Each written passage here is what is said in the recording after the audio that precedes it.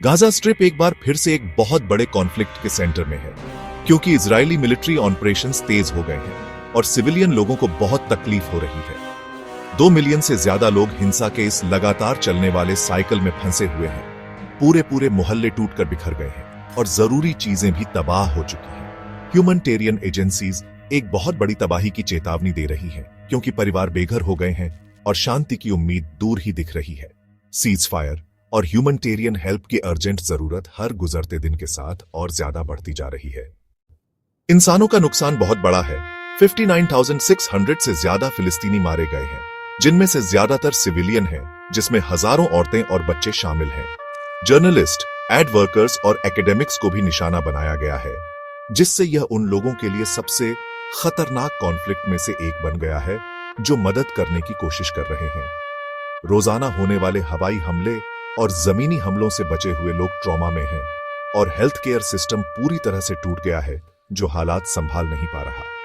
कई लोग अभी भी मलबे के नीचे फंसे हुए हैं और असली डेथ टोल शायद इससे कहीं ज्यादा है।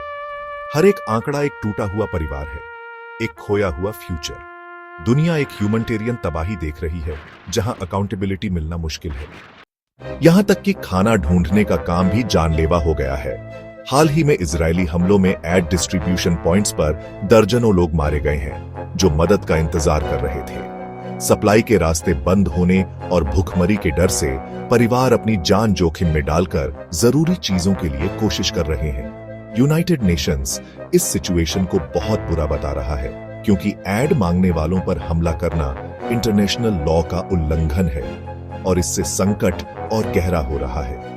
ह्यूमैनिटेरियन ऑर्गेनाइजेशंस एड के लिए सेफ पैसेज की मांग कर रहे हैं, लेकिन खतरा हमेशा बना हुआ है। गाजा के लोगों के लिए सर्वाइवल का मतलब है हर दिन मुश्किल चॉइसेस का सामना करना। कतर में चल रही डिप्लोमेटिक कोशिशें सीज फायर कराने में फेल हो गई हैं, क्योंकि इजरायल और हमास जरूरी मुद्दों पर अभी भी बंटे हुए हैं। यूएस, इजिप्ट और कतर की मीडिएशन से हुई हाई लेवल टॉक्स से कोई ब्रेक थ्रू नहीं मिला है, जबकि जमीन पर हिंसा जारी है। इजरायली डेलीगेशन का लिमिटेड मैंडेट और दोनों तरफ से बहुत ज्यादा इंटरेस्ट प्रोग्रेस को रोक रहा है। बिना एग्रीमेंट के हर दिन गाजा के सिविलियन लोगों के लिए और ज्यादा तबाही और नुकसान लाता है। शांति का रास्ता पॉलिटिकल डेडलॉक और ऐसी डिमांड से रुका हुआ है जिन्हें माना नहीं जा सकता।